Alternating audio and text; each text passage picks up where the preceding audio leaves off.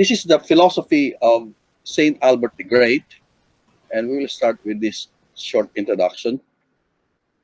Saint Albert the Great, or Albertus Manius, is regarded as one of the most universal thinkers during the Middle Ages. And because of his encyclopedic mind, he was called the Great, even in his lifetime, by his contemporaries.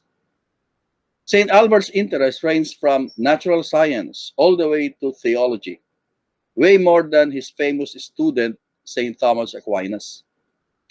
He made contributions to logic, psychology, metaphysics, meteorology, mineralogy, and zoology.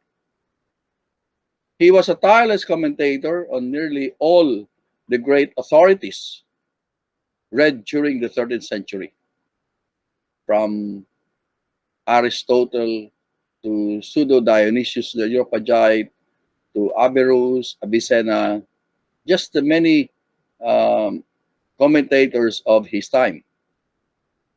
He was deeply involved in an attempt to understand the importance of the thought of Aristotle in an organized manner, and he exerted efforts to paraphrase and make commentaries on all available works of Aristotle.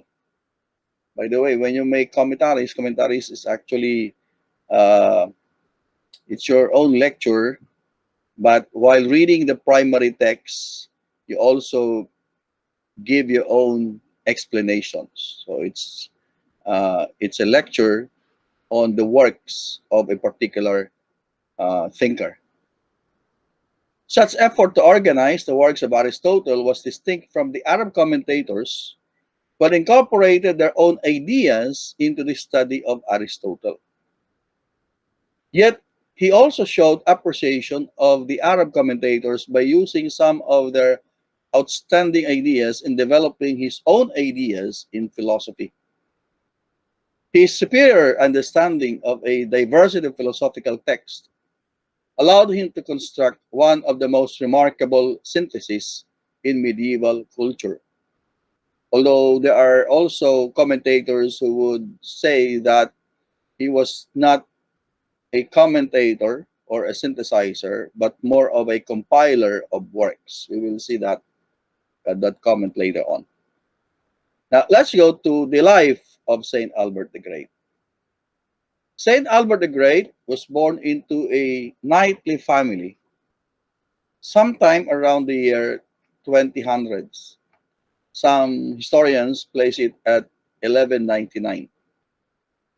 He was born in Lauingen, Germany, formerly Swabia. He joined the then recently founded Order of Preachers in 1223, and he joined while he was a student at the University of Padua. He joined through the invitation of Blessed Jordan of Saxony, the first successor of Saint Dominic as the master of the Order of Preachers, and whose preaching was remarkably effective in encouraging university students to join the order. Apparently, the Dominicans made their campaigns in the universities. St. Albert's decision to enter the Dominican order was opposed by his family. After entering the Dominican order, he was then sent to Cologne in order to complete his training for the order. He finished this training as well as a course of studies in theology by 1228. He then began teaching as a lector at many Dominican houses of studies: Cologne, Hildesheim, Fribourg, Regensburg, and Strasbourg. Sometime between 1241 and 1242, St. Albert was sent to the University of Paris to complete his theological education. While studying, he was also lecturing, and lecturing here means making his commentaries on the sentences of Peter Lombard. So we know from our lecture on Saint Bonaventure that the sentences of Peter Lombard was considered to be the official text in theological courses. He also started writing his six-part Summa Paranciens, dealing with the sacraments of the church, the incarnation and the resurrection of Christ, human nature, among other topics. In 1245, he received his degree as Master of Theology and began to teach theology at the university. It was around this year that St. Thomas Aquinas was sent to Paris to study under him. St. Thomas was under his direction for the next 3 years. In fact, St. Thomas would be under St. Albert the Great for almost more or less 7 years, including his theological studies. In 1248, St. Albert was appointed Regent of Studies at the newly created Studium Generale by the Dominican orders in Cologne. So St. Albert, together with St. Thomas Aquinas and other students, left Paris and went to Cologne. St. Thomas continued his studies under St. Albert in Cologne and also served as Magister Studium in the school until 1252. Then St. Thomas returned to Paris to take up his teaching duties while St. Albert remained in Cologne. In Cologne, he began to work on a vast project of paraphrasing each of the known works of Aristotle. It was also about around this time that he started working and researching on natural philosophy. In 1254, St. Albert was elected the prior provincial for the German-speaking province of the Dominican Order. This position mandated that St. Albert the Great spend more time for traveling throughout the province, meaning throughout Germany, visiting Dominican convents, priories, and even a Dominican mission in Riga. In this post, he tended with great care to the needs of the Dominican friars in 36 priories, together with many monasteries of Dominican nuns in Germany, Austria, Belgium, Switzerland, and the Netherlands. And this task occupied St. Albert until 1256. That year, he returned to Cologne, but he left the same year for Paris in order to attend a general chapter of the order wherein the controversy regarding the position of the mendicants to teach in the university was being challenged. This is the controversy involving the mendicants and the secular masters. The secular masters uh, passed a statute, a university statute, that affected the career, the teaching careers of the mendicants. At the time, the mendicants held 3 chairs, two for the Dominicans and one for the uh, Franciscans. And they were gaining reputation, good reputation to the students of the university, such that the students preferred to attend their classes, their lectures, instead of attending the lectures of the secular masters. So that's the controversy surrounding the mendicants' position in the university. Okay? In fact, St. Thomas was not admitted immediately. St. Thomas and St. Bonaventure were not admitted outright to the master circle because of this controversy. Now, while engaged on this controversy, St. Albert completed his refutation of Averroistic psychology with his work De Unitate Intellectus contra Averroistas. He afterwards departed again for another tour of the province of Germany. In 1257, he was relieved of his duties as prior provincial and returned again to Cologne as regent of studies.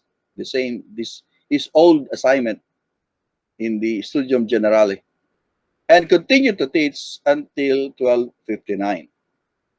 While there, he also uh, was involved in a discussion about the curriculum of the scholastic program used by the Dominican order.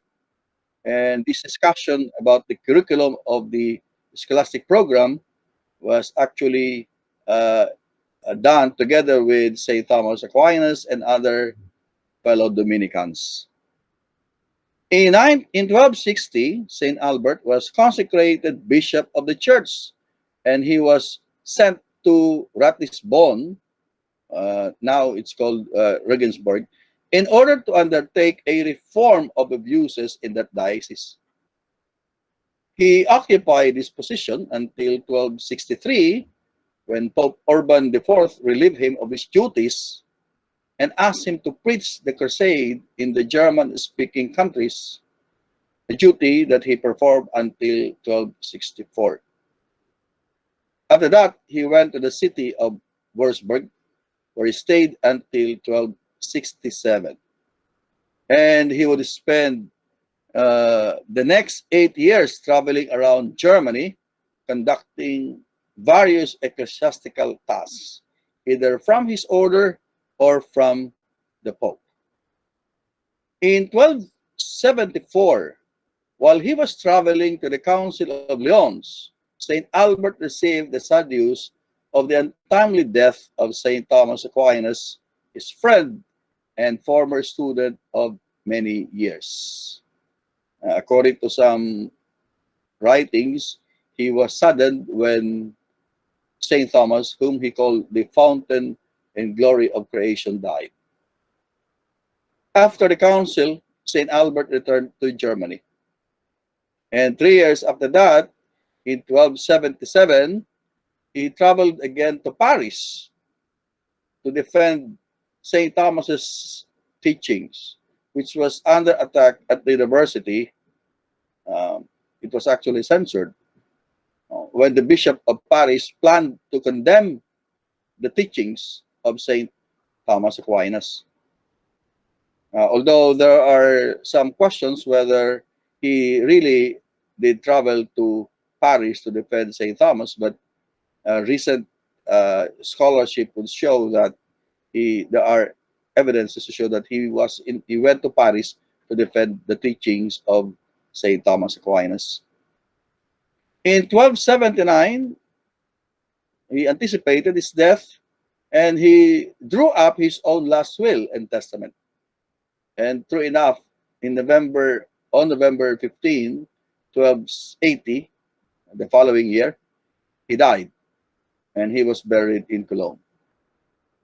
On December 15, 1931, this is uh, almost 700 years, no? Pope Pius XI declared St. Albert both as a saint and a doctor of the church. And on December 16, 1241, Pope Pius XII declared St. Albert as a patron saint of the natural sciences. So over his long life, 80 years, St. Albert gave exceptional service as a Dominican, both as a teacher of theology and as an administrator. He also served the church. He maintained the simple lifestyle of a mendicant friar, even refusing to travel on horseback, but walking from place to place, gaining the nickname Boots the Bishop. And even in old age, he continued to be of service. So that's the life of St. Albert the great Dominican, the universal doctor. Now, let's focus now on his philosophy, his philosophical endeavors. I divide this into two because St. Albert, while I'm going to focus on his philosophical endeavors, I will also highlight some of his scientific endeavors. The dominant commitment in St. Albert's life was to research, to write, and to teach. He wrote about three important theological subjects: prayer, the Eucharist, and Our Lady, and just about any philosophical topics. As a student in Padua, University of Padua, Saint Albert had encountered the works of Aristotle even before he entered the Dominican order. And he wrote commentaries on nearly all of Aristotle's works, paraphrasing them, organizing them, sort of systematizing them. He believed that the use of Aristotle's philosophies would be especially useful in developing the positive Christian vision that understands human life as grace perfecting nature.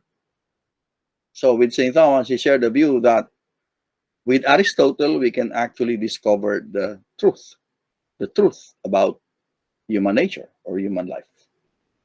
Aristotle's view that the study of nature is autonomous in its own domain and worthy of pursuit in its own right fitted well with St. Albert's cast of mind, and he adopted the Aristotelian approach to the physical world.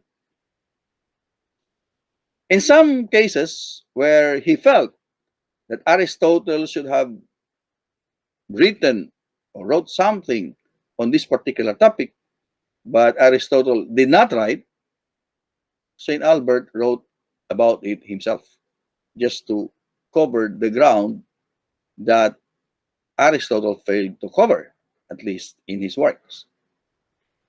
St. Albert's intellectual vision was immense. Aside from paraphrasing Aristotle, he also commented on Porphyry, Boethius, Peter Lombard, the one, of course, who wrote the sentences, Gilbert de la Porree, and Pseudo Dionysius. He also wrote a number of commentaries on the scriptures and the Bible, both the Old and the New Testaments. And in addition to all of this work of paraphrasing, commenting, lecturing on other thinkers' work, St. Albert also labored to prepare a kind of unified field theory of medieval Christian intellectual culture and wrote a number of works wherein he developed his own philosophical, scientific, and theological vision. So among his works are the Unitate Intellectus, Problemata Determinate, De Facto, the uh, Quinque Problematibus, De Natura Boni, De Sacramentis, De Incarnatione, De Bono, De Quatuor, Quavevis, De Homine, and of course, his unfinished Summa Theologiae. In the last 10 years of his life, St. Albert prepared a kind of philosophical encyclopedia. And true enough, he is called the universal doctor because of his encyclopedic learning. But the contribution of St. Albert the Great is not only in philosophy, because he's also active in his scientific endeavors. During his years in Cologne, and this is now his scientific endeavors, St. Albert undertook experiments in physics and chemistry in his makeshift laboratory. And because of these experiments and studies, his reputation as a scientist grew. So he was not just a philosopher, he was also a scientist. His endeavors included building up a collection of plants, insects, and chemical compounds. And he was also consulted about the design of Cologne's new cathedral. So he was also in architecture. In his youth, St. Albert loved the study of science, and he was very observant, particularly with regard to nature. And he always saw, loved, and taught the natural in the context of the supernatural. Now, his reputation as a scientist is based on two reasons. One, he examined and treated various topics that can be considered as part of the natural sciences, like botany, zoology, and astronomy. Second, he had a real scientific temperament because he based his research on observation, incorporating other researchers' results or studies when he is sure, of course, of their validity. And he never sought to infer from more from scientific data than possible. For his scientific work, he is considered to be the first scientist from the West and the greatest biologist since Aristotle. So his admiration for Aristotle is not only in the area of philosophy, but also in the area of the natural sciences. Saint Albert has the gift of acute powers of observation, the power of observation. When he traveled in the different parts of Europe, as he traveled a lot because he was assigned in the German uh, province of the Dominican order. So he traveled a lot. He always recorded extensively what he has observed in order that he may not miss anything that is worth seeing. He recorded details of fish in the river, in the Danube River, cattle, deer, birds, forest squirrels, and plants. In fact, uh, there was this description of Saint Albert of a squirrel. No? So he was noting the features, the physical features of the squirrel, and he compared the physical features of a squirrel from this place, found in this place, and a squirrel found in another place. Okay? So, of particular interest to St. Albert's is his observation of insects, the insects, because there were no available studies of the type of animals during his time. St. Albert was also responsible for anticipating by several centuries some of our most recent discoveries. His writings include the details of alchemy. There was actually a question whether he is an alchemist, but because he is not. Anthropology, architecture, astronomy, botany, climatology, chemistry, mechanics, meteorology, mineralogy, navigation, physics, psychology, weaving, and zoology. So these are the uh, areas in the sciences that interested Saint Albert the Great. So again, truly a universal and encyclopedic mind. Now, let us focus on his philosophy, on his ideas or thoughts in philosophy. So let's start with God, the knowledge of God in faith and reason. Saint Albert affirmed the possibility of attaining a certain knowledge about God by means of the light of natural reason. Thus, by a deeper understanding of the law of causality, as our senses perceive it in natural things, we can reach the notion of a first cause, of which everything depends. Of course, Aristotle have already posited that this first cause is God, but the God of Aristotle is not the personal God that Christianity believes in. This discursive knowledge provides us with a proof of God's existence. So this is what you call cosmological proof, proving God's existence from the natural things. But this proof of God's existence is not in the sense of a strict demonstration or strict conclusion, because it is impossible to obtain such a conclusion given the immensity of the divine essence. And add to this proof the inequality between the first cause and its proper effects. But St. Albert believed that it can certainly be a demonstration ad impossible, or an indirect conclusion, by showing how absurd the world would be without God. How can you posit a world without a creator? That's the point of St. Albert. In that way, the universal doctor surpasses the negative theology of pseudo Dionysius. While at the same time, he takes its merit. So, a knowledge that is certain but incomplete.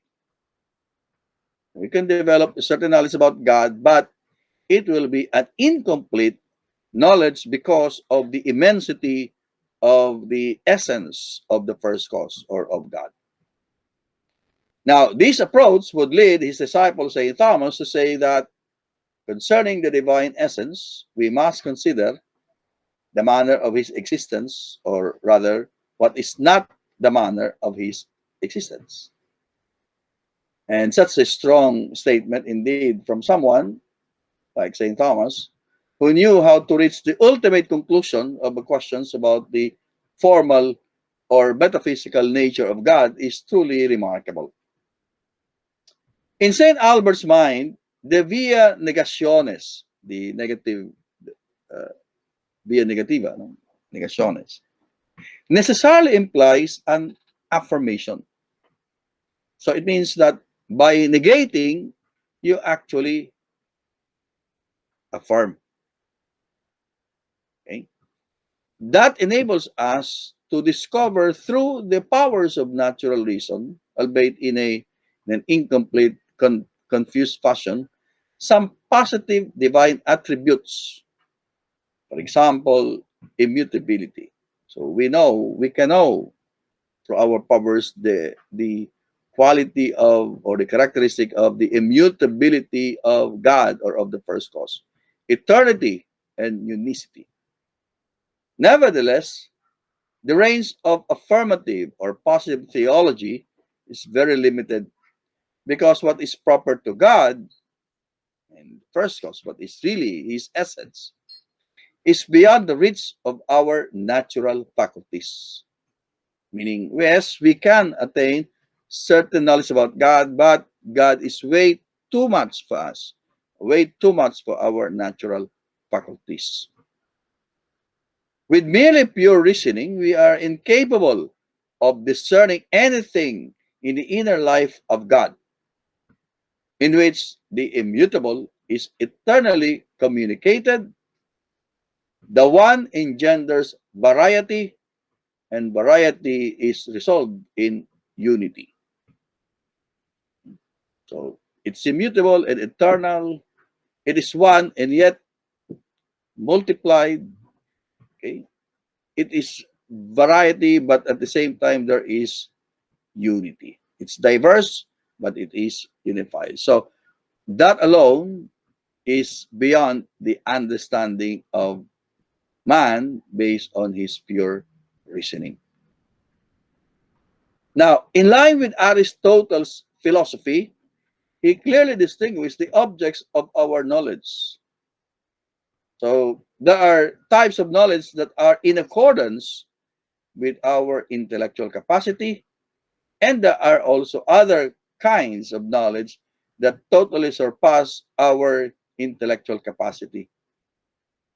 Like, for example, the knowledge of the essence of God in itself. So, to achieve a knowledge of the divine essence, this is where he affirmed that we need the supernatural, or supernatural revelation, because there are things that far exceed our natural reasoning. We need revelation for us to know God. For example, to know God as subsisting in three distinct persons. So the Trinity is is a is a kind of the knowledge of the Trinity is something that cannot be achieved by man by simply relying on his natural reason. We need supernatural revelation in order to understand, in order to know God and the Trinity. Now, let's go to his metaphysics. Okay? It's a common idea that Saint Albert the Great truly admired Aristotle, but he was not just influenced by Aristotle's philosophy because he was also influenced by Neoplatonism. So his metaphysics is an adaptation of Aristotelian metaphysics as conditioned by a form of Neoplatonism. And this Neoplatonism was actually read or taken from his readings of the Book of Causes, the Liber de Causis. The Book of Causes is actually a book on Neoplatonist metaphysics. The author of this book is mysterious, it's unknown, although uh, the early in the early years they ascribe this Liber de Causis to Aristotle. But most of its contents are actually based on the elements of theology by Proclus. So this was initially attributed to Aristotle, but it was not Aristotle because it's actually uh, more of a Neoplatonist metaphysics. But just the same, Saint Albert thought that this text, this this this book that he read, is an Aristotelian text, and that actually influenced his understanding of Aristotle. So apparently, Saint Albert never realized that the the book was actually of Neoplatonic origin, and it was not an Aristotelian work. No, it's not a book of Aristotle nor any of the Aristotelians. He also paraphrased the other works of Aristotle, and some of his paraphrasing of Aristotle are included in his book De Causes et Processo Universitatis. And he used this book, his own book, as a guide in interpreting the other works of Aristotle. At the same time, he also used the writings of Pseudo Dionysius to correct some of the doctrines found in the Liber de Causis. Okay? So you see here that he integrated three sources to develop his own metaphysics. Now, through an integration of these three main sources, he came up with a hierarchical structure of reality, wherein there is an emanation of forms directed by what St. Albert calls the summoning of the good. The summoning of the good. Now, this summoning of the good is very much similar to the Neoplatonic principle of return. No, we objects are summoned to the good, and it's pretty much like the return of the creatures to the source of goodness, who is God Himself. So, according to Albert the Great, the good operates metaphysically as the final cause of the order of forms in the universe of beings. At the same time, it is also the first cause. So it is both the final and the first cause. In the first cause, the origin, but because there is a summoning, there is a return, then it will be the final cause. So it's both the first, the starting point, and the last. First and the final cause. He explains that what exists is good. Sorry, I missed something here. What exists is good because God is good. No? What exists is good because God is good. And we are good insofar as we exist. And therefore, the balanced relation of the exit is the similar to the idea of the Neoplatonism of Augustine of the descent, no, the descent of God to the creatures, no?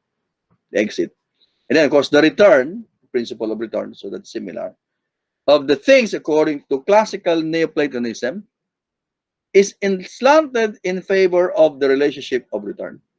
So he preferred more of the principle of the return. The summoning of the good is actually based on this principle of return, the summoning. No? As a Christian philosopher, he favors a creationist view of being over the doctrine of pure emanation of Neoplatonism. Of course, even Augustine uh, put a Christian bent rather, on this Neoplatonic idea of pure emanation. No? Okay. Now, he rejected in his metaphysics, he rejected the doctrine of universal hylomorphism espoused by the Franciscan scholastics. What is this universal hylomorphism? This is actually the basis of the idea of Bonaventure that created beings can have, or they do have, matter and form, including the spiritual beings. Okay, that's why it's called universal hylomorphism. All created beings, including the angels, they have matter and form. That's why Saint Bonaventure can talk about spiritual matter. Okay, that's the idea of universal hylomorphism espoused by the Franciscan scholastics. Okay? Of course, the the origin of that universal hylomorphism can be traced back to the idea of Saint Augustine, especially about his seminal reasons. Now, Saint Albert the Great rejected this doctrine of hylomorphism or universal hylomorphism. He argued that material beings are always composed of matter and form, in which the form are imperfectly formed until they are called forth by the ultimate good. The spiritual creatures, however, excluding man, of course, have no material element. They don't have material. So there's no such thing as spiritual matter. There's no such thing as a being composed of spirituality, materiality. The only exception to that is man, because man is composed of body and soul. But even then, the soul is pure spirit and the body is pure material. Okay? So, according to Albert the Great, the spiritual creatures have no material element, and their being summoned to the good is immediate and final. The summoning of the imperfectly formed or developed forms of material beings is not direct. It depends upon the intervention of the celestial spheres. We're going to talk about in a while about the celestial spheres. Okay. Now, again, the first cause, as understood as God, is an absolutely transcendent reality. That is the only uh, that is the only being where his essence and existence are not separate. His uncreated light, meaning this divine light of God, very much similar to the illumination of Augustine. calls forth a hierarchically ordered universe. So there is a hierarchically, the universe is orderly. There is a hierarchy wherein its order of beings reflects this uncreated light, the uncreated light of God. Now, at the top of this hierarchy of light are the purely spiritual beings. And what are these purely spiritual beings? These are the angels and the intelligences. Okay? So the angelic order and the intelligences. So there are two in the purely spiritual beings. You have the angels and the intelligences. And Saint Albert carefully distinguishes these two kinds of beings. He adapted the pseudo-Dionysius notion about the celestial hierarchy. Pseudo-Dionysius, in his celestial hierarchy, he conceived of a, or he portrayed, he depicted rather, the hierarchy of the angels, of the celestial sphere. So in that celestial sphere, you have the seraphim, the cherubim, the thrones, the dominions, powers, authorities, principalities, the angels, the archangels. So that's one order of spiritual beings. The intelligences move the cosmic sphere, meaning the universe. So there's the heavenly and then there's the cosmic. Okay? And they illuminate the human soul. The intelligences, like the order of angels, also form a hierarchy. Okay? So the first, the highest, is what St. Albert called the first intelligence. The first intelligence contemplates the entire universe, and of course, it uses the human soul. Then there is the lower intelligences, okay, that illumines all the rest, no, to draw all creatures into a unity. So you have the celestial sphere. The celestial sphere is divided into two. You have the two beings, two orders of being, the angels and the intelligences. Okay. And in the intelligences, you have the first intelligence and then the lower intelligences. Now, beneath this order of the spiritual beings, of the angels and the intelligences, are the souls that possess intellects. The souls. That includes there the human soul. They are joined, these souls are joined to the bodies, but do not depend on bodies for their existence. They are ordered to the first intelligences as to enjoin contemplative unity of the entire cosmos. So you have the souls, the human souls, joined to the body. Okay? Now, as to the nature of the intellect, Saint Albert rejected the Averroistic theory of the unity of the intellect, because Averroes posited that there is only one intellect. No? Now, according to Albert the Great, each soul has its own intellect. So there are many intellects as there are many souls or many human souls.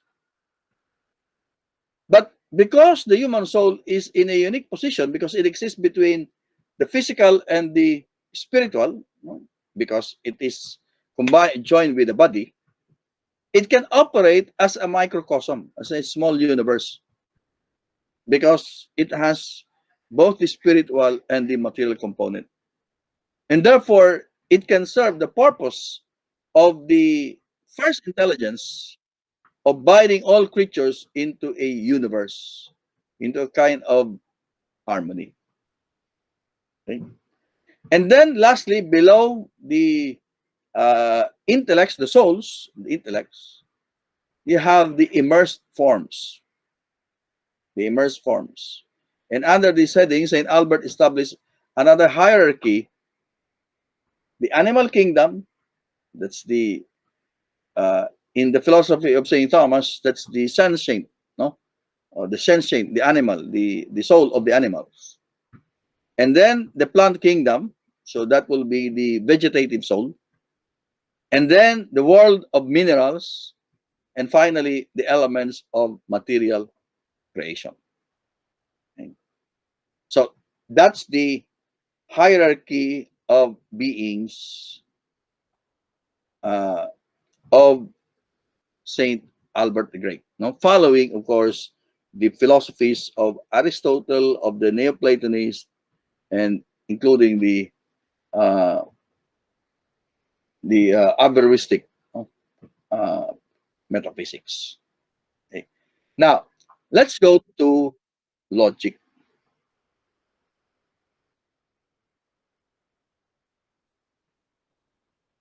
Okay. So, one of Aristotle's works that Saint Albert commented on, he lectured on this, is the Organon. Okay. The Organon, uh, first, uh, we know that the Organon is a collection of the works of Aristotle. So it's not just one book, it's actually six works of Aristotle on logical matters. Um, Aristotle called it the Organon because it's supposed to be intended to be a tool or instrument for philosophical thinking. But the Organon reached the Latin thinkers uh, piece by piece. So first you have three books, and then the latter three books. I am not very. I forgot the title of the first three books, and then the latter three books that they they read. Uh, So he commented on the Organon, and he relied on his commentary and paraphrasing of this work in order to address one crucial problem that preoccupied the medieval thinkers. And this is the problem of the universals. Okay? So many medieval thinkers advanced their answer or their ideas, their thoughts about the nature of the universal. So the universal, the idea that is somehow common to all, no? That can be applied to all. No? So actually, because of the problem of the universals, it is difficult really to define what a universal is, precisely because they the medieval thinkers gave their own interpretation of what the universal is. But uh,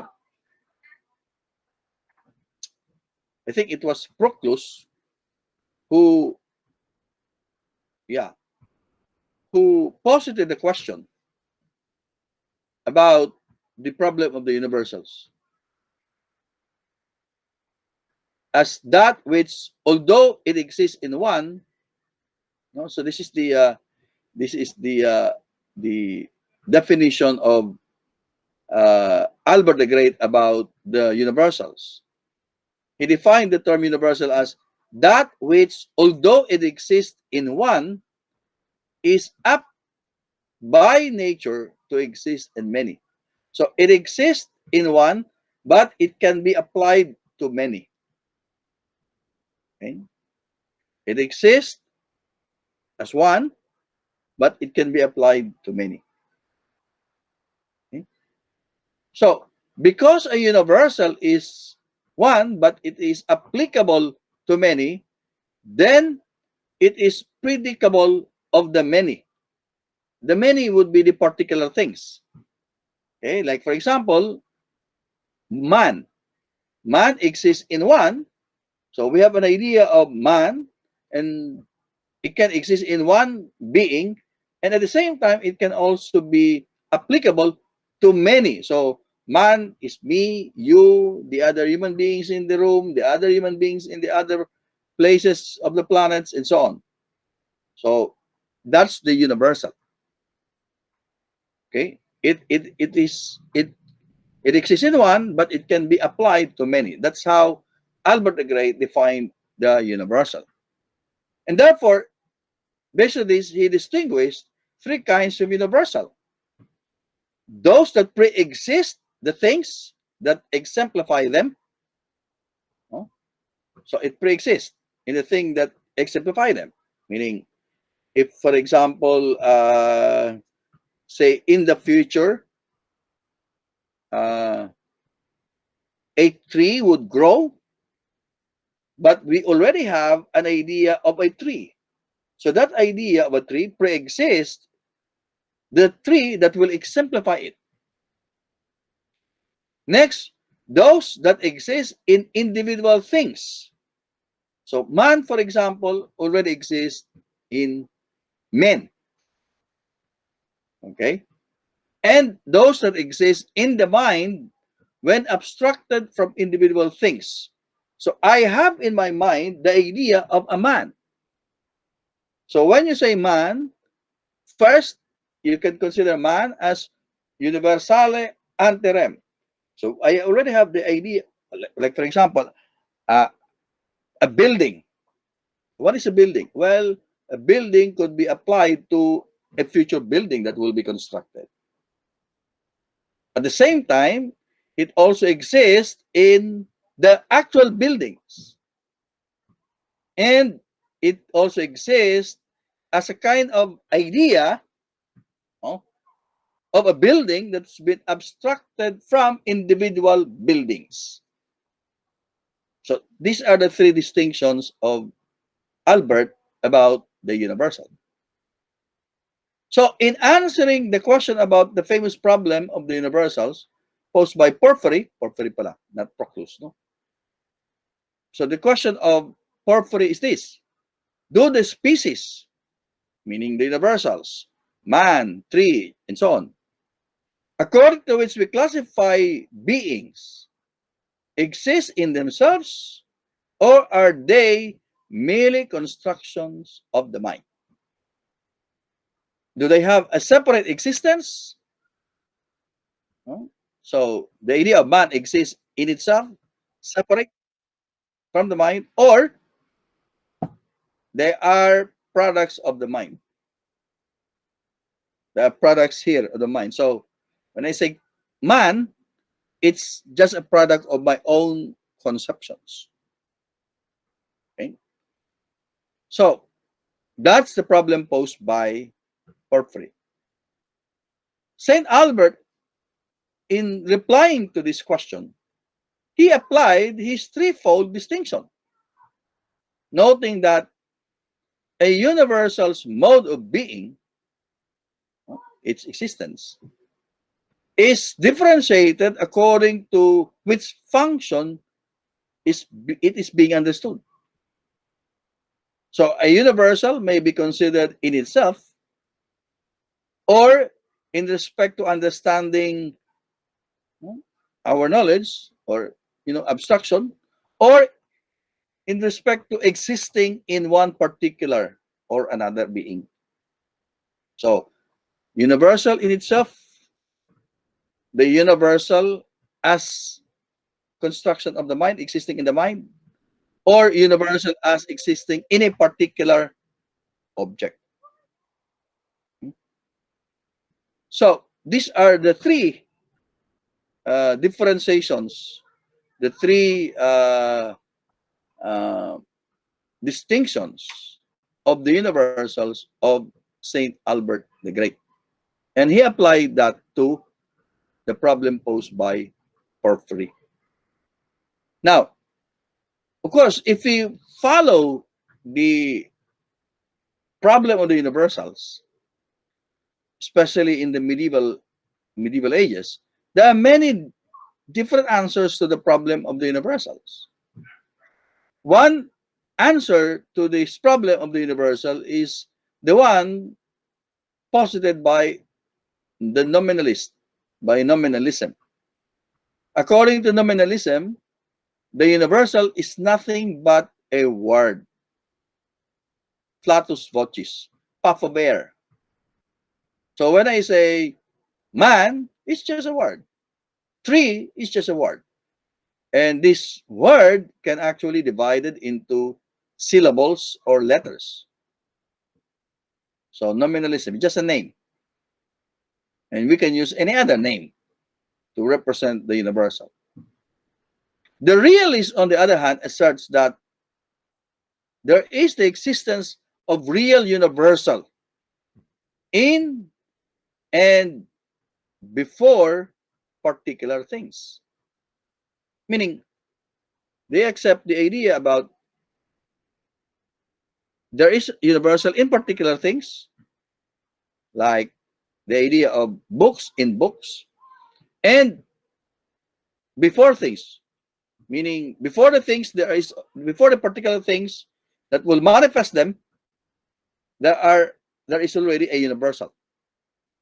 This conception originated, of course, from Plato's notion of the forms which exist in the world of forms, independent of the mind, and are therefore prior to particular individuals or particular things. Okay? So that's the answer of the realist, that the universal have an independent existence, okay, independent of the mind. Okay? They exist in it in themselves. They also exist in particular things. Now, the nominalist and the realist solutions to Porphyry's problem are just too simplistic, and they are not properly distinguished. So, the three distinctions of Albert the Great about the universals allowed him to harmonize Plato's realism. Of course, for Plato, there is the universals that exist as separate forms in the world of forms. So they exist in themselves. And he harmonized that with Plato's more nominalistic, actually, Plato's position on the universals uh, as applied by Thomas Aquinas is a more moderate realism. Okay, a moderate realism. Okay, so his theory of the immanent forms, the universals, when considered in themselves, truly exist and are free from generation, corruption, and change, based, of course, on Plato's assertion about the forms. If, however, they are taken in reference to the mind, meaning as existing in the mind, and therefore it's a mental construction, they exist in two modes, depending on whether they are considered with respect to the intellect as the cause, meaning it's a construction of the intellect, or the intellect that knows them by abstraction.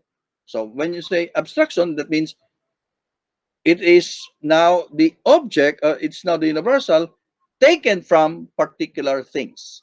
That's actually the third distinction of Albert the Great. But when they are considered in particular things, their existence is exterior to as well as beyond the mind. Okay? Yet they exist in things as individuated, meaning the universal, for example, man can exist in me as a man, but it is now individuated because it exists in a particular man. So it exists in itself, it can exist in the mind, or it can exist in particular things. This is the moderate realism. No, many writers call it moderate realism solution to the problem of universals. Okay. All right. Uh, I will pause for a moment if you have some questions.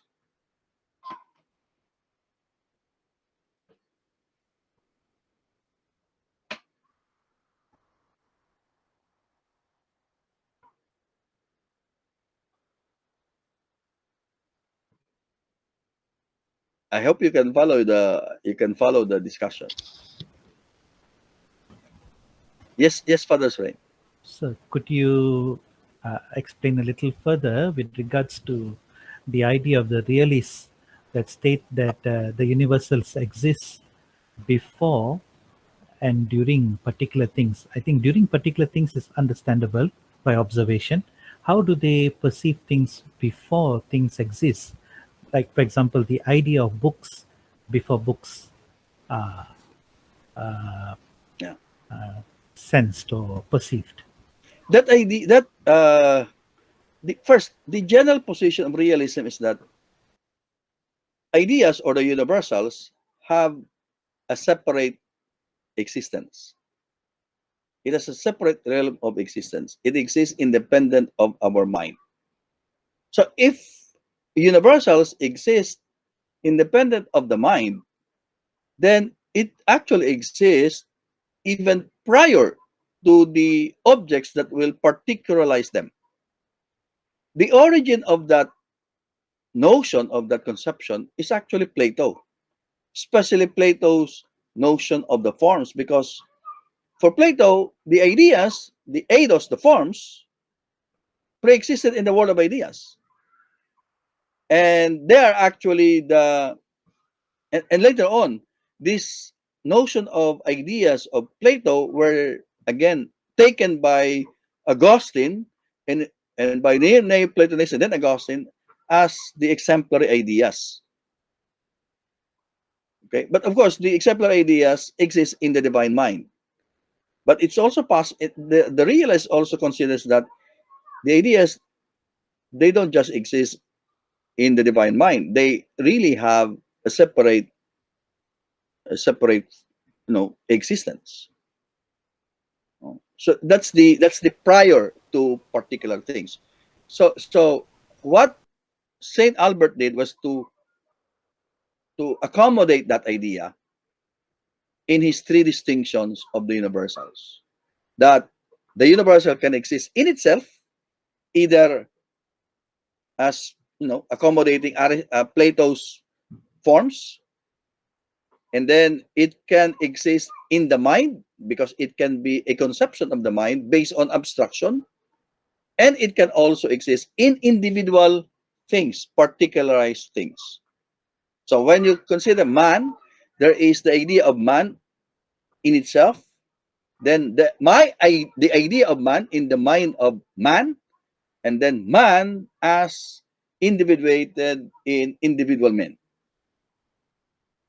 Now that's very crucial because this for Aquinas, he would integrate all these too. That the universal is individuated.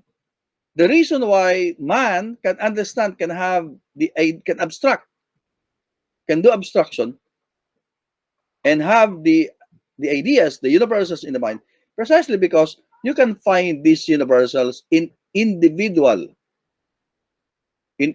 objects. And how do we get the universals? Well, they develop the idea of abstraction.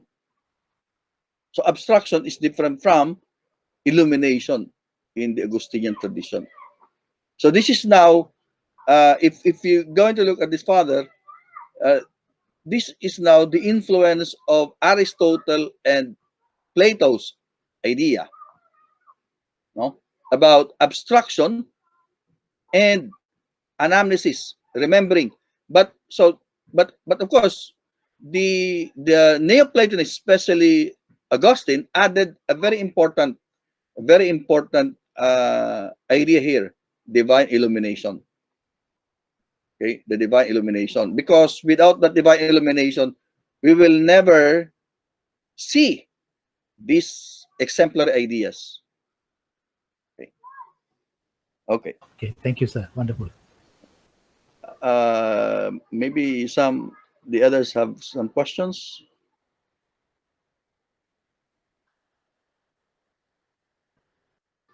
Okay. Hendrik, I find the idea of goodness insofar as existence is good because it is good to exist. Can we also say that hell, which is state where there is no God, source of goodness, somehow indirectly suggests that insofar as exists, we could say that there is a goodness in hell, or we can also say that hell, even if it is awkward. Ah, that's a very difficult question. I don't, I don't know how to answer that, Hendrik. Maybe the theologians can answer that. No? Because I don't know if hell is a I don't know if that is a philosophical concept. No? Uh, Evil is a philosophical concept. It is accommodated in philosophy, and we define evil as a kind of privation. It's a kind of privation. So it's not really a kind of existence, but a kind of privation. So it does not exist in itself. Evil does not exist in itself. It exists as a kind of privation. But as far as hell is concerned, I don't know. Shows how the immeasurable and some evil beings go there to be damned.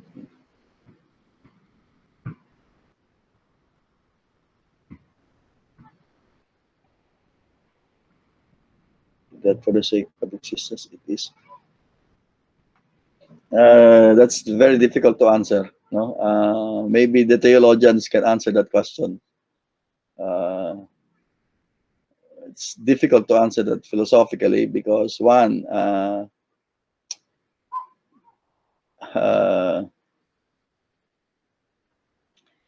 what kind of existence? It's still existence, but what kind of existence? So the fact that it exists, it can be good, but yun nga,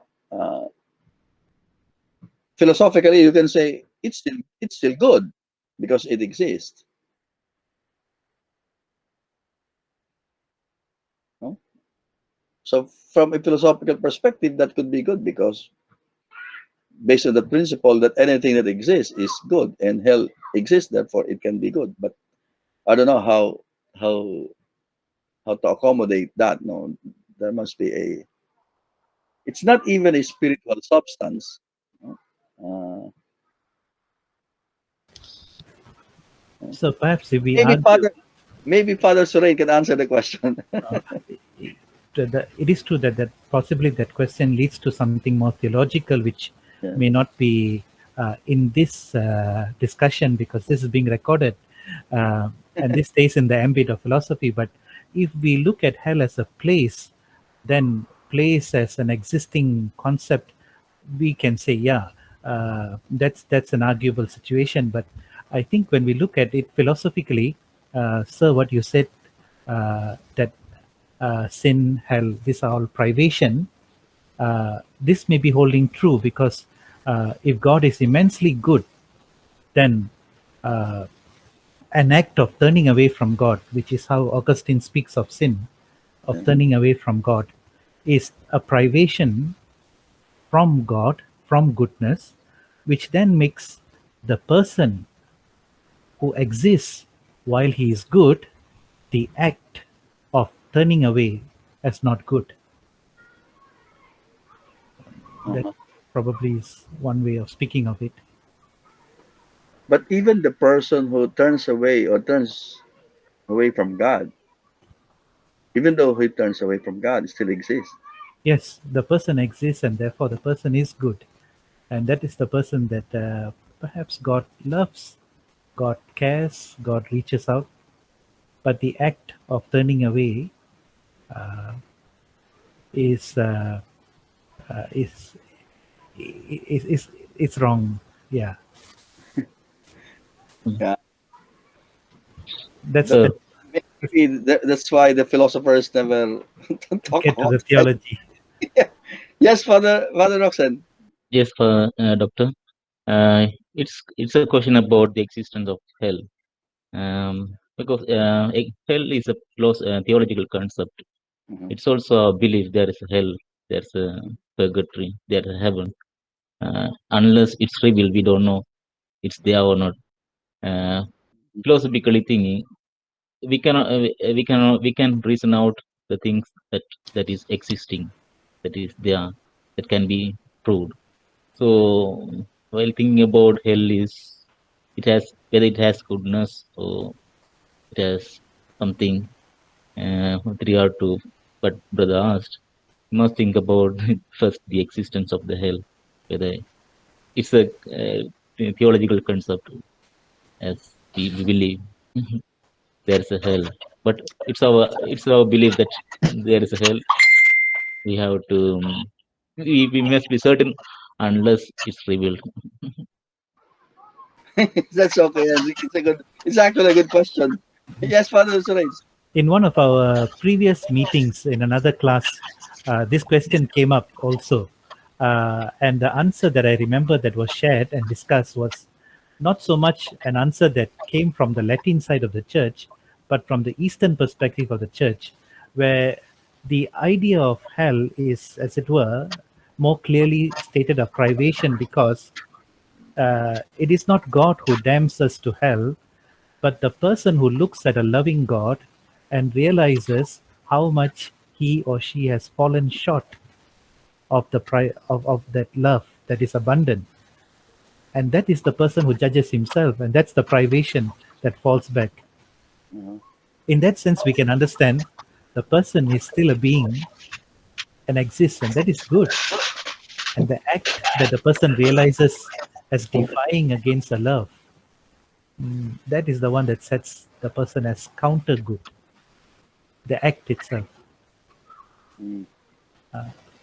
That was the answer we discussed. I could recall a bit from the previous meeting.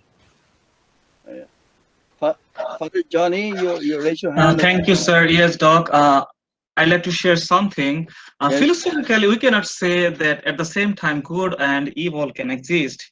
But there is another thing also. Nobody can experience being alive, hell or heaven after death. We don't know. We are not sure about it. But Mm. uh, being a simple person, somebody deserves to go hell.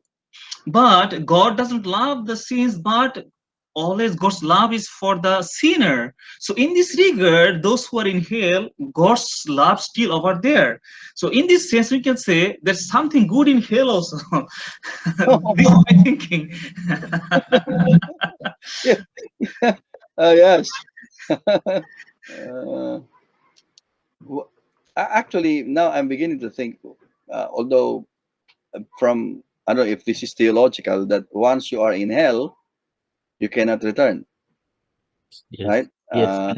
Because there is a big abyss, a gap between Lazarus and the rich man. No? But is it, well, it's already in the gospel. So, but I'm just thinking, because of God's immense mercy, infinite mercy, is there still a chance for a person in hell you know, to change? Yeah, it's eternal damnation, but There's mercy for people who are in purgatory. I don't know about hell. No hell. There's a place purgatory also. Yeah, yeah. the people can go to heaven. There is God's mercy towards them. I don't know about this hell. Hell is always, it is eternal. Eternally they will be there. It's like that. The theological understanding. Okay. Well, I would appreciate discussing hell as long as I don't end up there.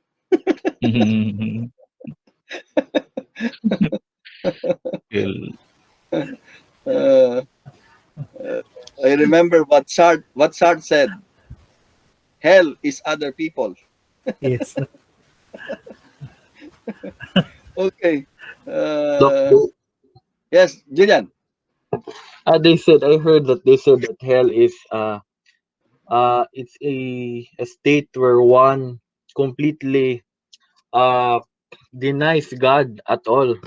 But on the other hand, they would also say that the moment that he or the person in hell still exists, meaning that God still thinks about them. So I think Yeah, that's the it's very difficult to understand.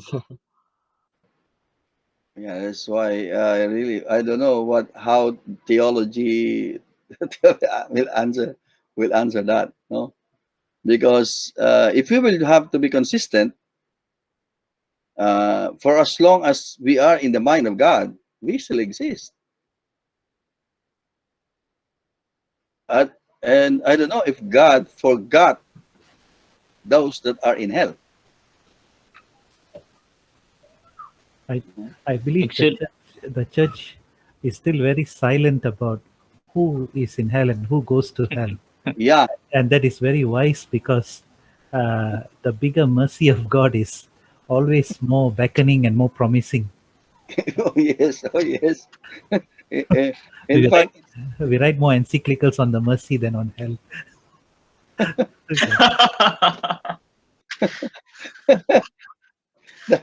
Thanks don't know for that. if there will be a pope who will write on that. they don't speak about hell and heaven nowadays. Good. It's early concept nowadays. It's now sin and grace. No, it's between the sin and grace. Uh, Yeah. it's connected to hell and heaven, but the terminology nowadays mostly we use sin and grace. When you sin, you So will so be you have to face consequence. If you are doing good, you will receive the grace. So the philosophers are right in saying that we cannot really understand the immensity, God in Himself. Really, we cannot. No? Uh, especially, especially when we talk of His mercy, His infinite mercy. How infinite is this mercy? If it's infinite, it will reach the gates of hell or even beyond hell, if that is infinite. I believe so too, sir. So, yeah, we cannot really condemn anybody. No way we can we can.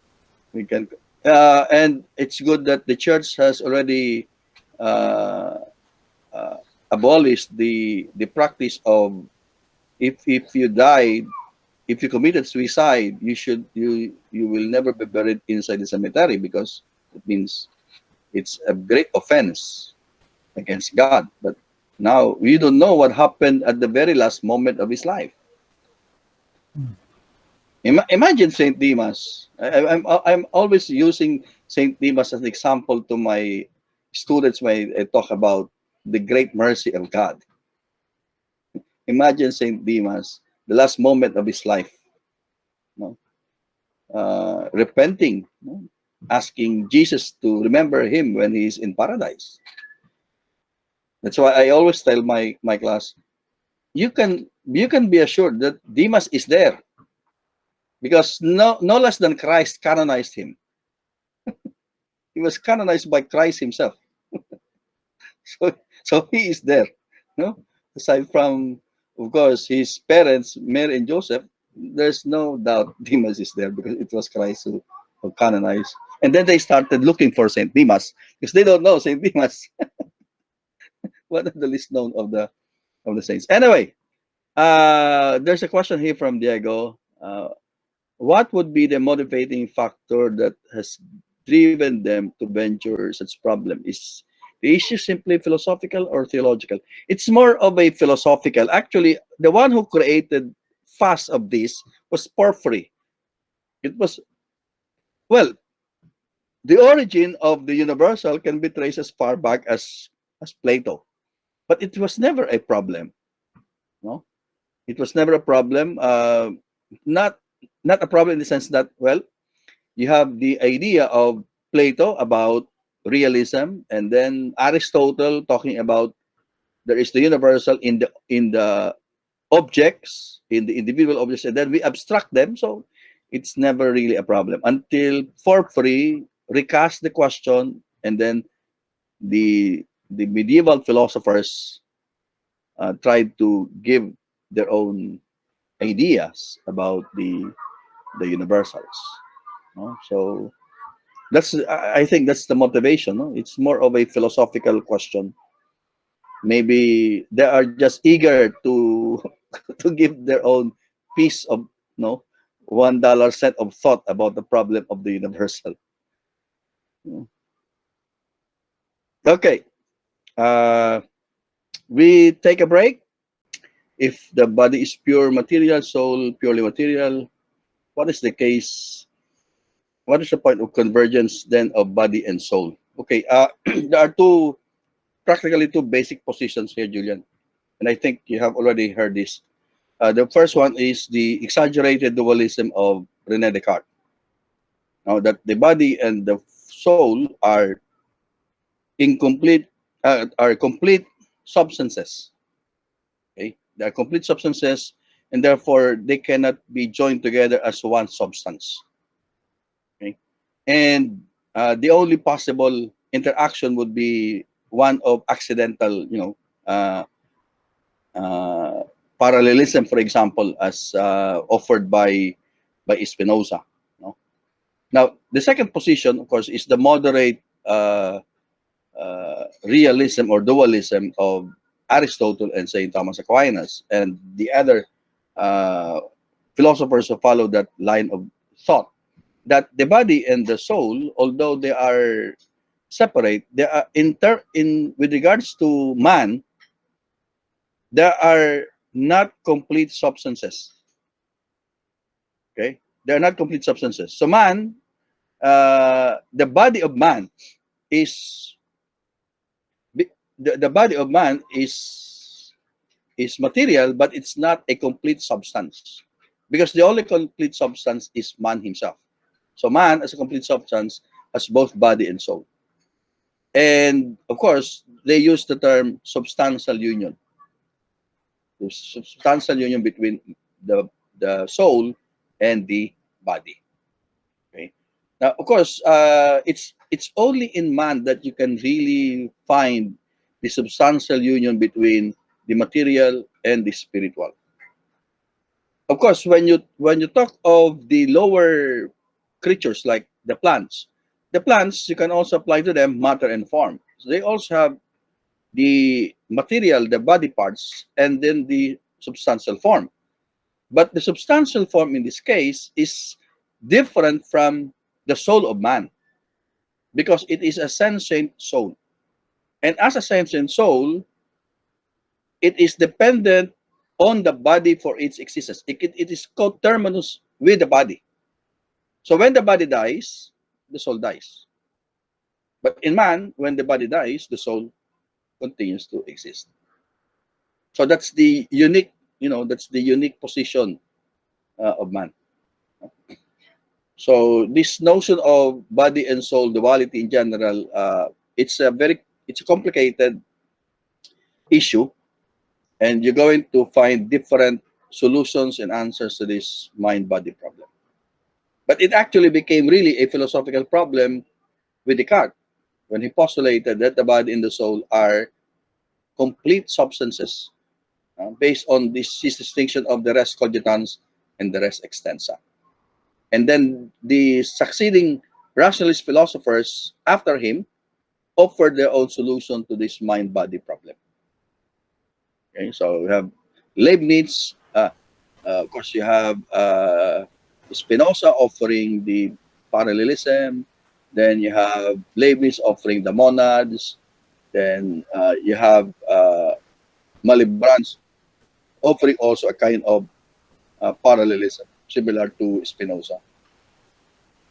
Okay. Thank you, sir. Okay. All right. Now let's continue with our discussion, with my presentation of uh, the philosophy of Saint Albert. So let's go now to psychology and his notion of man, his anthropology.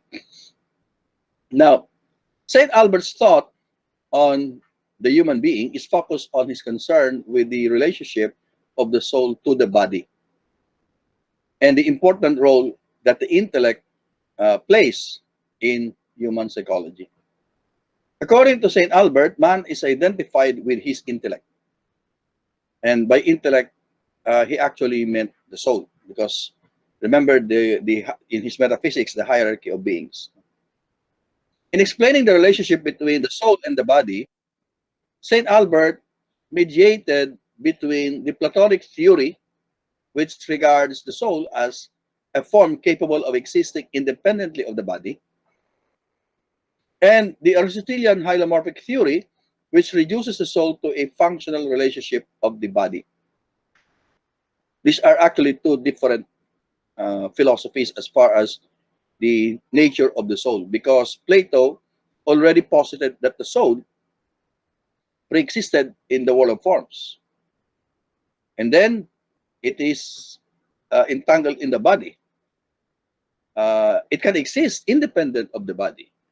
It is the one that controls the body. No? So the body is like a secondary entity for Plato. For Aristotle, of course, based on his hylomorphic theory, we have the matter and form, and then you have the substantial form of the soul, and it's the one that actualizes the body. So it has this function of actualizing the body. Now, with respect to knowledge, for Saint Albert, the human intellect, the soul, is dependent upon the senses.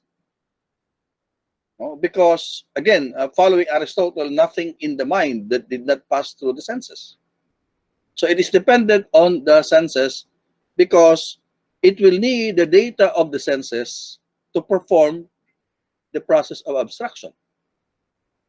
Okay?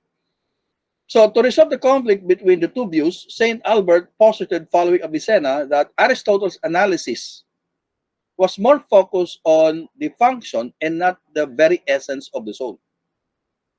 The essence of the soul is explained by Plato. Aristotle, on the other hand, focused more on the function of the soul in relation to the body. Okay? So functionally, the soul is the agent cause of the body. It's the one that activates the body. The soul is the cause of the animated body and of its motions and passions, insofar as the body is animated. That's why the soul is also called anima. Okay, anima. So it's the one that animates. It's the one that gives life to the body. The body is lifeless without the soul. With the soul, it becomes animated, and therefore it can function as a body. It can function in its emotions and passions. Now, the human body, and this is now based on Christian theology, that the human soul was created in the image and likeness of God. So that's not Aristotelian. That's already Christian theology. Okay, so it's created in the image of likeness of God, and therefore it does not only govern the body.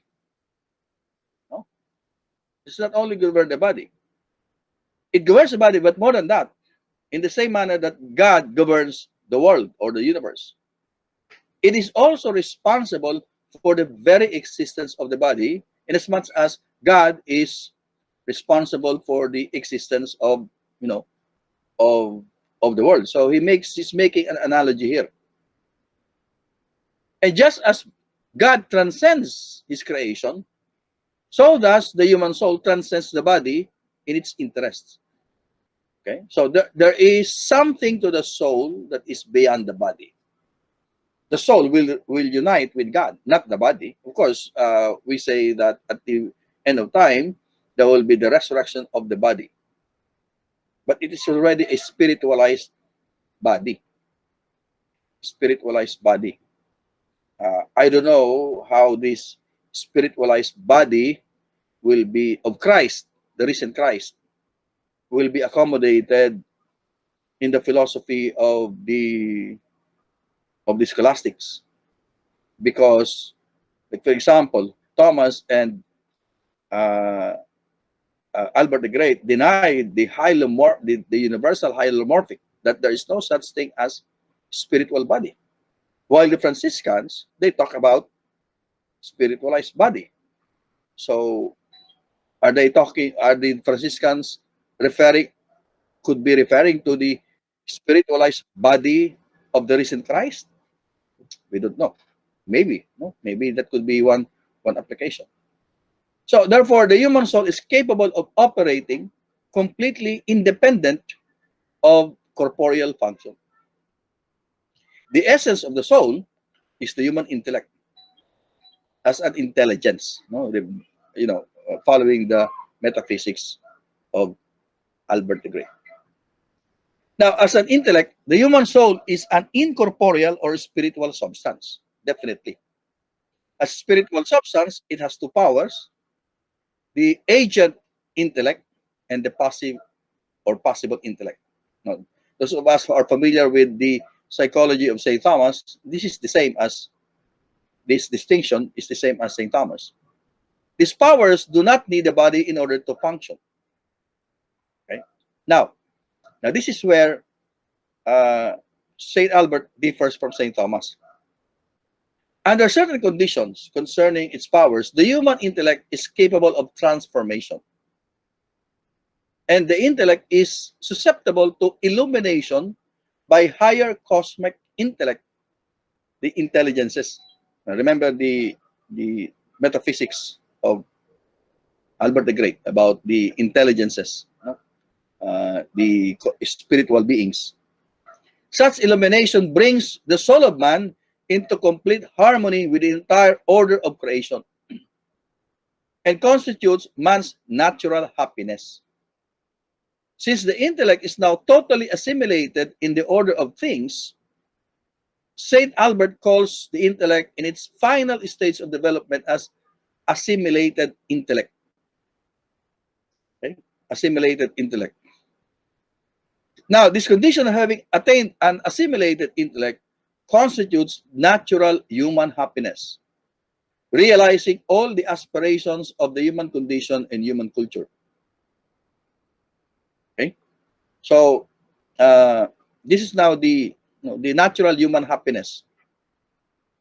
I don't know if this is similar to beatific vision. I don't know, because beatific vision is, of course, this is just let's explain how this happens, and then we can probably compare this to the idea of beatific vision. According to Saint Albert, following Saint Augustine, because the divine truth lies beyond our reason, meaning the human mind cannot attain this on its own, we are not able by ourselves to discover it unless it condescends to infuse itself.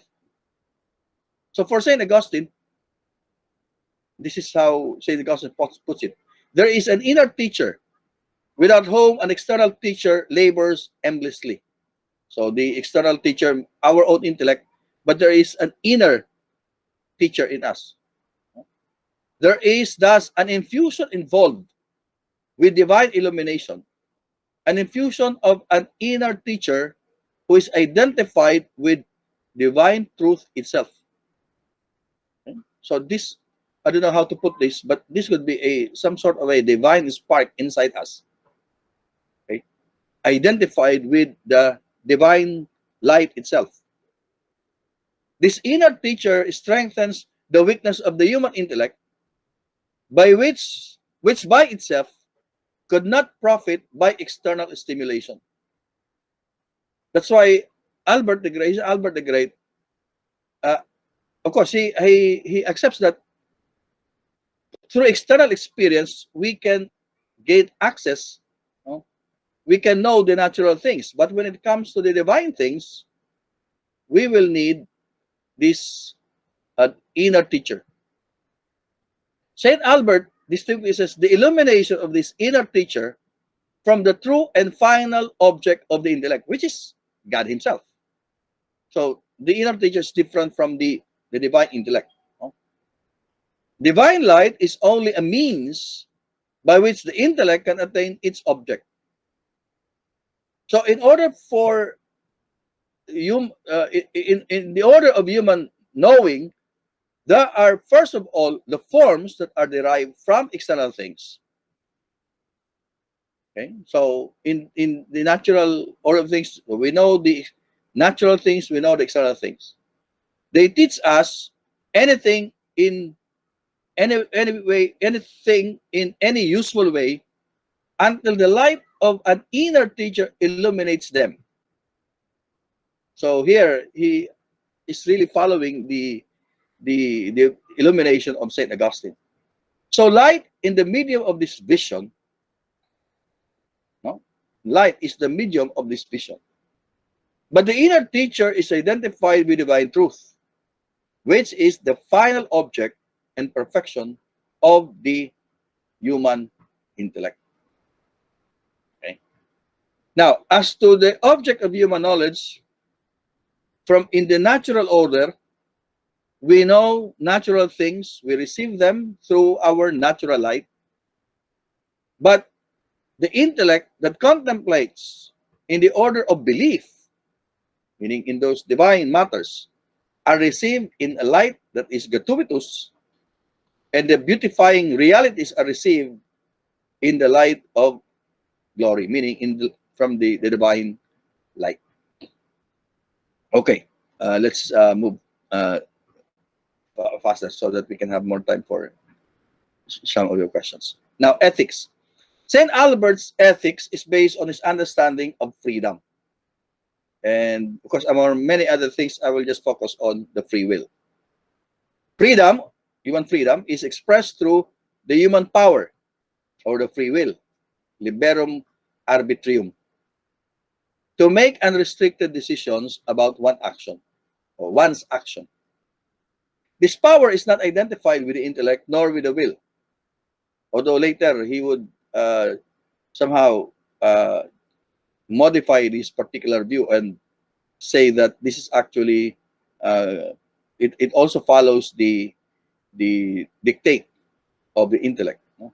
The knowledge based on the intellect. In his analysis of the genesis of human action, Saint Albert accounts for human action, which begins with the intellect, which considers various options for action, which is open to a person at a given situation. So you have several options in this particular situation, what you're going to do. Then the free will chooses one of the options proposed by the intellect or the object of the will's desire. So the will then moves the person to act based on the action of the free will. So the free will is conditioned by both the intellect and by the will. Okay. Now,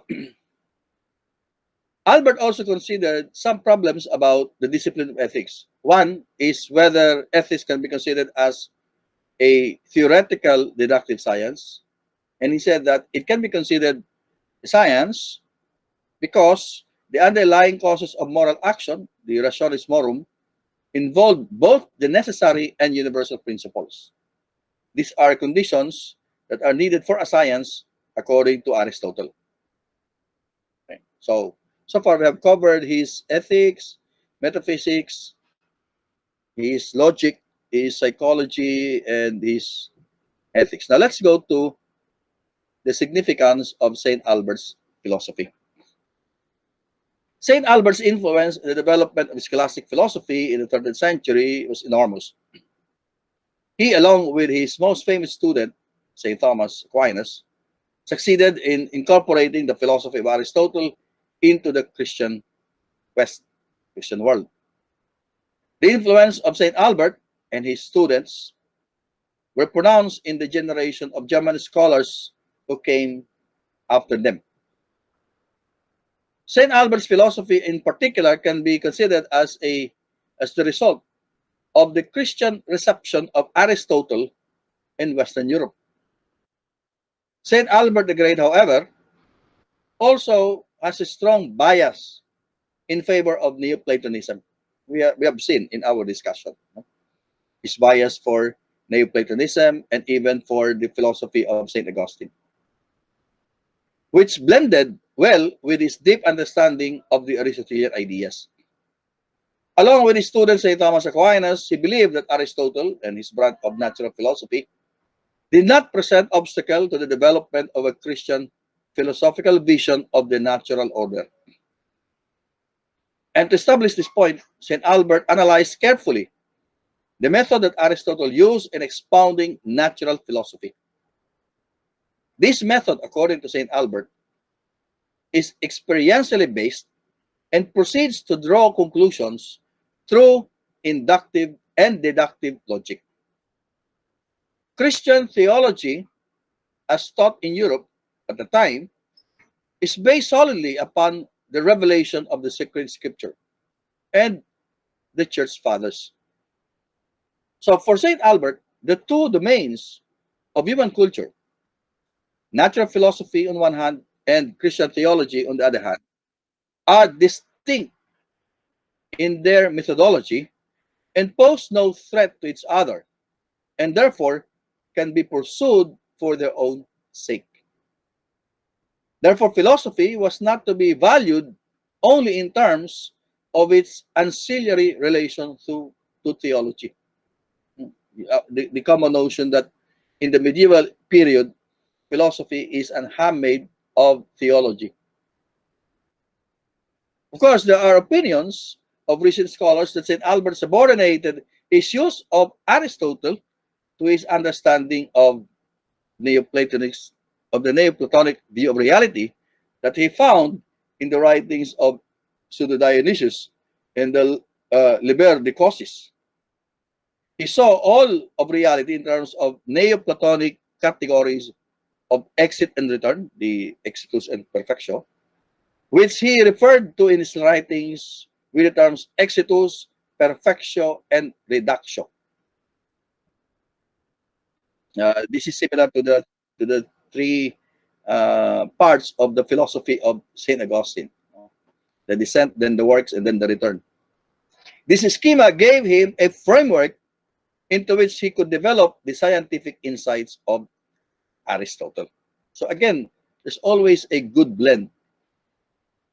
You know, Saint Albert was able to have a good mix of Aristotelian and Neoplatonic philosophies. Nevertheless, not all the authorities he cited, relied on, have the same influence on him, as he expressly said in the Summa Theologiae, his unfinished Summa Theologiae, that in matters of faith and morals, St. Augustine was the first. In matters of faith and morals, St. Augustine was the first. In medicine, the opinions of Galen and Hippocrates were to be preferred. And in the study of the nature of things, Aristotle is the best authority. Thus, St. Albert became the main figure in the medieval world as a source and transmitter of the Greco-Roman Arabic literary tradition. And in spite of his open admiration for Aristotle, he was well aware of the limitation of Aristotle's philosophy when applied to the exposition of Catholic dogma. So, for example, he knew that the Aristotelian universe was limited, although eternal, without any reference to a creator. That the divinity of Aristotelianism was an immobile being that keeps in motion the heavenly spheres. A pure spirit, but who is not the creator of the universe, and a constitutive element of and immersed in the cosmos. So different from the Catholic belief. Neither was there in Aristotle's philosophy any hint of a transcendent end of man, the eternal happiness in the company of God. And consequently, his psychology developed outside of, and at times, contrary to Christian eschatology. His doctrine of the soul speaks of an immortal human soul, but that Aristotelian conception of soul is impersonal and supra-individual. So you see here that he knows the limits, he understands understood the limits of Aristotle's philosophy. Now, St. Albert's writings are surely abundant, but they're not very systematic. If you're going, especially if you're going to compare his writings with the writings of St. Thomas Aquinas. In fact, he was very impressed of St. Thomas when he chanced upon the writings of the handouts, the notes taken by St. Thomas. I think he was giving his lecture on Dionysius the Areopagite, no, the pseudo Dionysius, and he read the notes taken by St. Thomas, and he was impressed, and he decided to test St. Thomas. So, there are two forms of uh, class, no, uh, activities in the class, lectio and disputatio. So he assigned St. Thomas to a disputatio with a fellow students. No? So, and that's where after St. Thomas performed in that disputatio, that's where St. Albert said, "Well, you call him a dove-steated ox. Mark my word, one day his bellowing will startle the world." So that impressed really St. Albert the Great, St. Thomas. The disorder that is evident in many of his works gave rise to an interesting controversy in recent years as to whether he was able to construct his own personal philosophy, and if ever, what orientation such a synthesis took. Some commentators held the opinion that he was an exceptional erudite and compiler, a fact that makes him deserve a special place in the history of scholasticism, but that he was not capable of producing a personal synthesis. But there are also those who regard St. Albert the Great, as attested by his contemporaries, as an independent and original thinker who expressed in his writings ideas which are truly his own. He could even be considered the creator of philosophy in the Latin cultural milieu. He was far from being a blind follower of Aristotle in any of the trends prevailing in the 13th century of Europe. He saw the achievements of Aristotle as the summit of human thought, but it was clear to him that Aristotle was not infallible. So, in expounding on Aristotle's teaching, which were incompatible with Christianity, he did not hesitate to single out their limitations. And consequently, he can be rightly considered as the founder of Christian Aristotelianism. Now, of course, we always associate St. Albert and St. Thomas.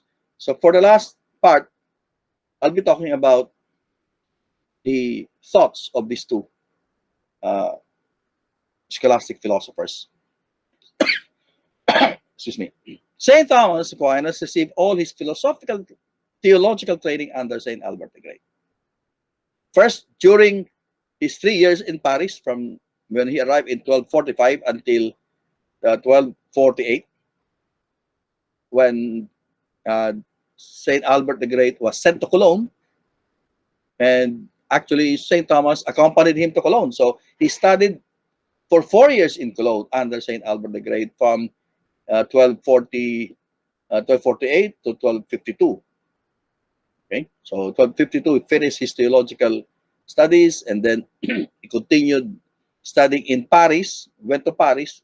I mean, St. Thomas went to Paris for his masteral in theology and sacred books, which he finished in 1257. And 1257 he was accepted in the master's order. St. Thomas attended his commentaries or lectures on the sentences of Peter Lombard, the complete works of Pseudo Dionysius, the Nicomachean Ethics, and the various books of the Old and New Testaments. His 7 years of studying under such a great mind as St. Albert's could have easily negated the disciples' spontaneity by determining his doctrinal orientation, or you just patterned your orientation with your master. However, apart from some points wherein they agree, their differences are so pronounced that it can be said that their philosophies are in essence different from one another. So while it is true that St. Albert is the teacher of St. Thomas, and St. Thomas owed much to St. Albert, but their philosophies are different. No? So let's just enumerate some of the points that they share. They share, they agree that all creation is composed of code esse, meaning essence, and esse, existence. All creation, all created beings, essence and existence. Only God, the creator, where we find the code esse and the esse, code s and esse are the same. God is both his essence and existence. Second, they both agree that prime matter is pure potency, that it is neither intelligible by itself nor does it subsist in itself. Because considered in itself, prime matter is devoid of any form. Second or third, that in all beings that are composed, meaning composed of body and soul, no? Man included, there is only one substantial form. Okay, there's only one substantial form. So there is body, and then there's the substantial form. Okay. Next, and of course, they also agree that the soul has one intellect. There's no such thing as unity of all intellects. Okay. Fourth, that the concept of a spiritual matter is contradictory. They both rejected universal hylomorphism. That means all creatures, including the angels, have matter and form. That for them is impossible. Lastly, both philosophers emphasize the superiority of the intellect over the will, since nothing can be desired unless it has been previously known.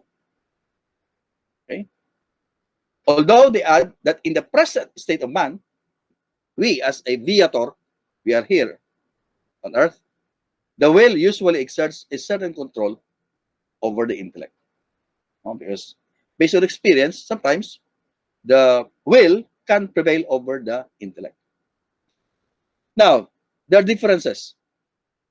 St. Albert maintained that intellectual activity, specifically in the highest levels of mystical union, is carried out without the need of images or phantasm. As we have discussed, he followed Saint Augustine's divine illumination here in the highest level of mystical union. Saint Thomas, on the other hand, always taught that in this lifetime, as a viator, we cannot maintain this intellectual activity without having recourse to images or phantasm. So there will always be a phantasm. There will always be an image. There will always be an impressed species, okay? An image.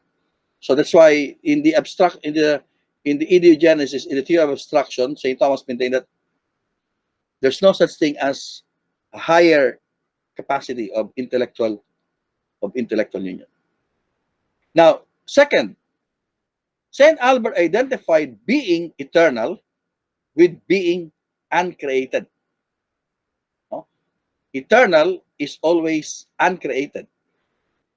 Consequently, considered it contradictory that a world that is eternal were created. It cannot be both eternal and created. Okay? So if it is eternal, it should be uncreated. St. Thomas, on the other hand, considers that eternity does not exclude being created. So meaning it, it something can be created but eternal. It only means that not having a beginning in time. Okay. So from the metaphysical point of view, therefore, he found no obstacle in thinking of a being created eternally. Okay? Being created eternally. Of course, it will depend on God because God can still exterminate this created being eternally. The universal doctor, next, meaning Saint Albert the Great, did not identify the angels with the separated substances of the Aristotelians, that caused the movement of heavenly spheres. No, so the separate because he followed the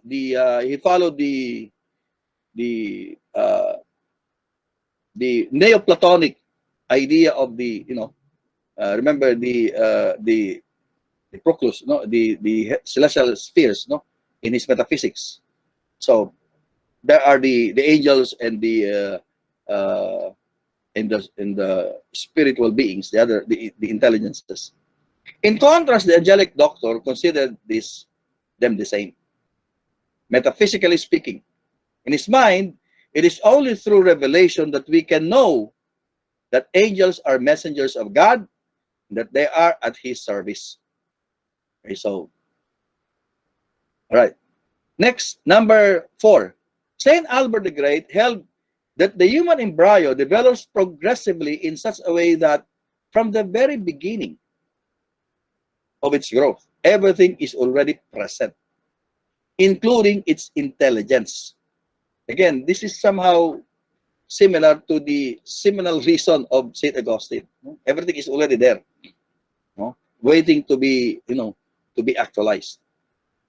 In contrast, Saint Thomas Aquinas taught that the human embryo becomes an individual of the human species only after a series of generations and corruptions.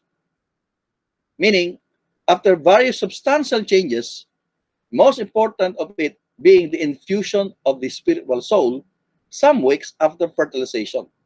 This is the doctrine of delayed infusion of the soul. No? Okay.